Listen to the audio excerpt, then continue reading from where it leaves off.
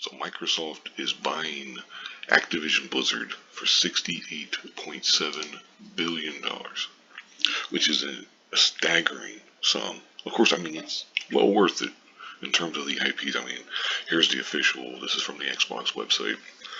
Overwatch, I think that, I mean, whatever.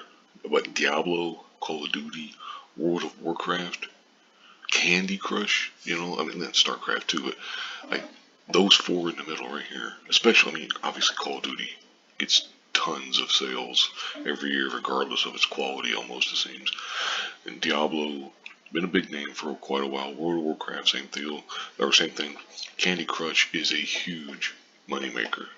I mean, this is an enormous, basically a middle finger to Sony. I mean, essentially, pretty much. But here's the letter from Phil Spencer. They also talk about, the Tony Hawk, Spyro, Hearthstone, Guitar Hero, Crash Bandicoot. They joined Team Xbox, which is actually kind of good in the way that they mention Spyro and Crash, because those could absolutely become not like mascots, but like titles in the vein of a Mario type. Because there's a market out there for 3D platformers, or hell, even 2D platformers, to be honest. But he goes on. I won't bother reading the whole thing because I like Phil, but this is kind of like what you would expect. I said over many decades, studios and teams that make up. Then he talks about all the different studios in them. Then it says until this transaction closes, they'll continue to operate independently, which should take between 6 months to a year.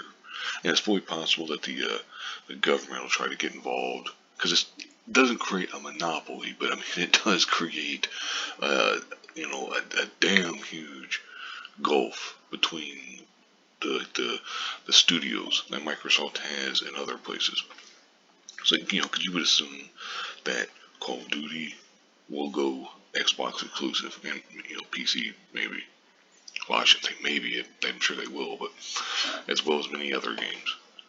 And it's going to be huge, and it'll be kind of interesting to see what Sony does to respond because I mean, what are they going to do? Go out and buy EA? I mean, it's like do they? I don't think they even have that much money. There's not much they can do other than just continue to keep making high quality games, try to make the best games they can, and just try to rely on the cachet because they've gone back to back. At least, I mean, presumably that PS5 is going to continue to outsell the Xbox Series consoles, like PS4 did.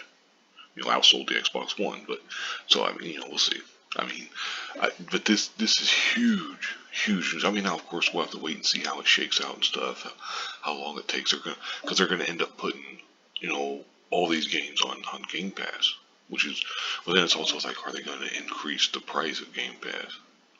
Because you're going to be putting tons of all these games. I mean, think of all the Call of Duty games they could put up there. How many? I mean, you know, I mean, because hell, they've been pumping out Call of Duty games every year for 20 years. I mean, there's so freaking many of them, and then let alone the Diablo, the World of Warcraft. Like I said, the Candy Crush. I mean, I know some people might kind of scoff at that, but it's a big deal. It's a lot of money. And there's their gaming leadership team. Basically, this had to come about because of the whole deal with Activision Blizzard. It dropped their stock price so much that Microsoft just saw, hey, let's jump in, let's grab it, take it over, and there we go. Who knows what's going to happen with Bobby Kotick, some of them other people that have been in the news for various misdealings and wrongdoings and stuff. I don't know. We'll have to let that kind of play out. We'll see. Because there's lawsuits pending and everything, and then there's the workers, and some workers are on strike and all this kind of stuff.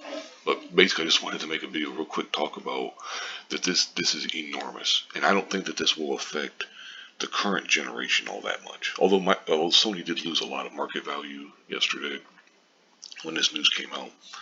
I think this is more for the next generation. Like I think at this point, because this won't even. Microsoft themselves said that they expect it to be ratified uh, quarter three of the, or I mean, fiscal year three, I think, of 2023 or some shit like that or whatever. But basically, it'll be 6 months, a year from now, before it can become official. So I mean, up until then, I don't, it's going to be business as usual, and we'll get, the kind of usual sidestep talking. Well, hey, we're still going to support PlayStation, all that shit. But then next year, so we're talking 2023 or something like that. That's when it'll come out. Hey, all these games are going to be exclusive to Xbox, except for the ones that are probably already in development. Those will come out. But after that, it's Xbox only. And so I think that the next system after the Xbox Series, that's the one that has like the best chance, because you're also going to have like the next Elder Scrolls game from like Bethesda is going to be exclusive. Call of Duty is going to be exclusive. I mean, look at all these studios that they got. You know, Beanox, Demonware, all these, Radical Entertainment, Raven, Sledgehammer, Infinity Ward, Treyarch, all this stuff. It's like that is a huge number of studios. So they're already, I think they've already had 26 studios after the Bethesda acquisition. Now you're adding these.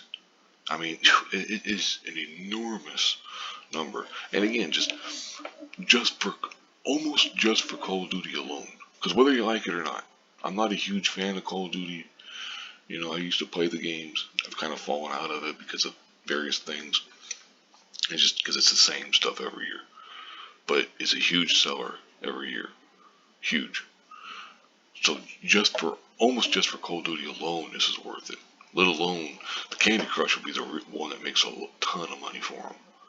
But then, Warcraft, Starcraft, Diablo, Overwatch, and then, again, go back, say, well, here's Spyro, we got Crash Bandicoot, one of those, or both, should be having, titles coming out every few years or so. Tony Hawk, we'll see what happens with the direction of that franchise. Guitar Hero, I don't know if they'll ever, but Hearthstone, then and more. I mean, there's so much freaking stuff that's included in this deal. Now, because you look at and you say, oh, 69, almost $70 billion. You're like, that's a huge, enormous sum. Obviously, Microsoft can pay it. I'll be like, okay, well, it was just, it really just shows their dedication to basically taking over the world. Now we can sit here and talk about, well, it's not a good thing because it's going to just create kind of a monopoly.